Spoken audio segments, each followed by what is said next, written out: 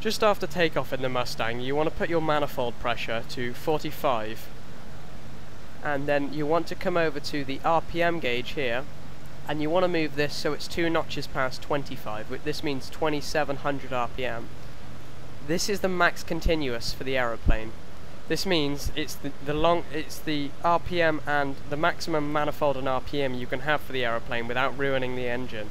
This obviously is for standard conditions, like on the virtual aerobatics server.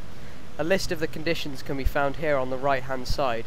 See, for takeoff only, 3000 RPM and 61 manifold pressure, and it gives you a list of all of the ones. For cruise, max 2436 manifold pressure. It all depends on what you're doing. And on the left hand side it has the max flap speeds and the diving speeds, so you want to keep those in mind.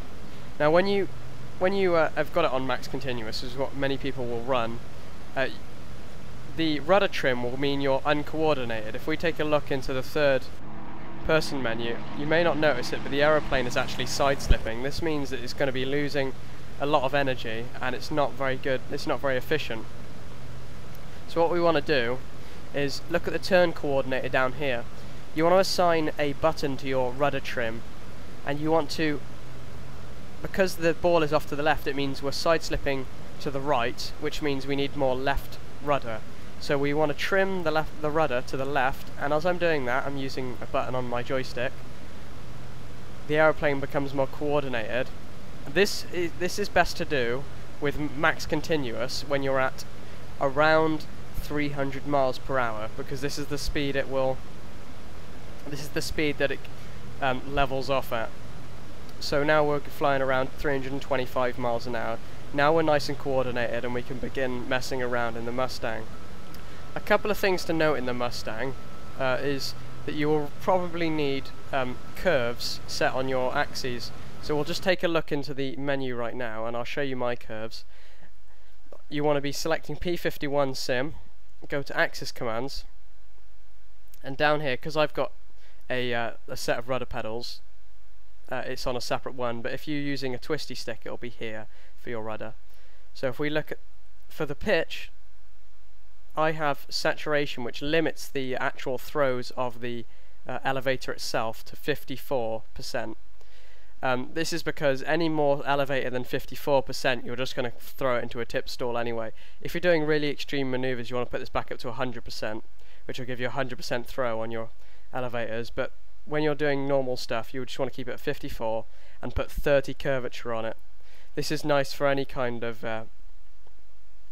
flying. It allows the closer ends to be nice and precise while still having a lot of control on the outer ends. Still bringing it to a max will cause you to tip stall, but it's less so. Now going down to the roll, I have the roll set to 25. It's just pretty standard, it's so you can maintain nice sharp turns. And then the rudder is a key thing. I have it set here as well to 30 is on this one. And then you don't want any curvature on the throttle. And then if you have rudder pedals, I don't see any need for curvature, but make sure you invert them. For most rudder pedals, for most rudder pedal brakes, they are inverted for some odd reason and will cause you to crash as soon as you try to taxi. So that's that. So once you've got it assigned, you want to be in the Mustang. You want to look out for things such as this vibrating here. It means the aeroplane is, the wing over the air over the wings is compressing and buffeting, causing the aeroplane to stall, and it's likely to stall on one of the wings before the other, which means the aeroplane will go into a wing stall, and you see it rolls the aeroplane upside down, and obviously that can be fatal when close to the ground. So you want to be looking out for these sorts of things. Also, something you want to keep an eye on is the temperatures over here. Once this needle here gets to the end of the scale, the engine will slowly die, and if the coolant temperature here gets to the end of the scale, the engine will abruptly cease to function, and it'll scare the shit out of you, and then you'll be forced to make an emergency dead stick landing in the middle of fucking nowhere.